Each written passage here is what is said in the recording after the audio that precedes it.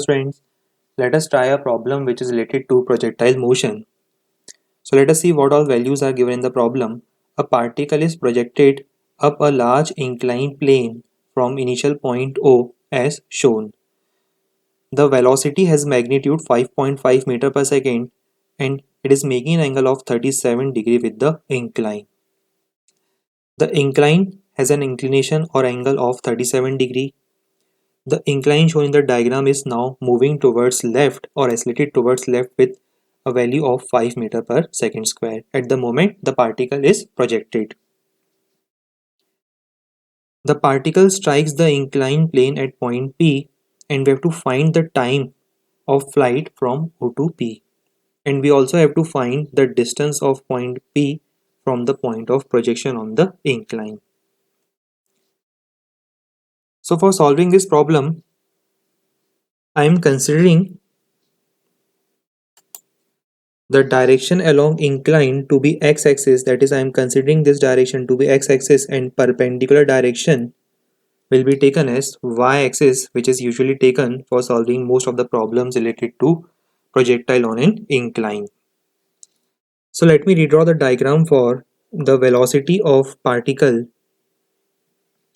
with respect to the incline. The particle in the diagram is thrown with a speed of 5.5 meter per second, again at an angle of 37 degree, and since I am considering this direction as x-axis and perpendicular direction as y-axis, I can now easily resolve this velocity into two components. The x component will be equal to 5.5 cos 37 degree, y component will be equal to 5.5 sine 37 degree, which on further simplification will give me the value of velocity along x and y direction to be equal to 4.4 meter per second and 3.3 meter per second. In the similar fashion, with the help of a little bit of relative motion, I can write the relative acceleration of projectile with respect to the incline. It will be equal to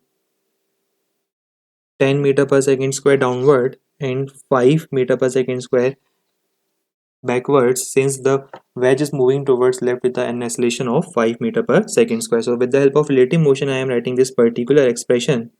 Now again considering the two mutually perpendicular directions, since we know that this angle is equal to 37 degree, so again I can resolve this acceleration, both the accelerations, into two components.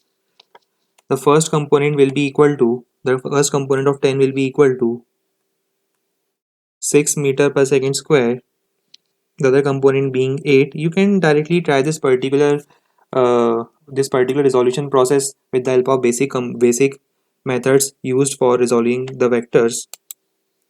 Similarly, on resolving this particular value, we will get two components, 4 and 3. Let us now first proceed to write the equation for motion along x direction. So initial velocity along x direction will be equal to 4.4 and acceleration along x direction will be equal to -2. So for x direction, we can say that initial velocity is equal to 4.4 and acceleration is equals to -2. Similarly for y direction, initial velocity in y direction is equal to 3.3 and acceleration in y direction is equal to -11, the sum of these two values.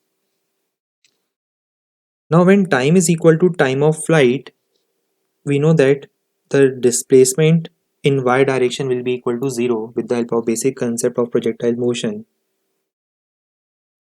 Now for this set of data, if I apply second equation, I can write the expression as s is equals to ut plus half a t square, which on simplification will give me the value of t to be equal to 0.6 seconds.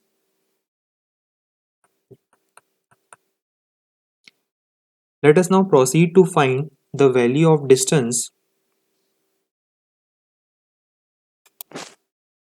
This particular value of distance which is traveled by this projectile in x direction can now be found using the data given in x direction.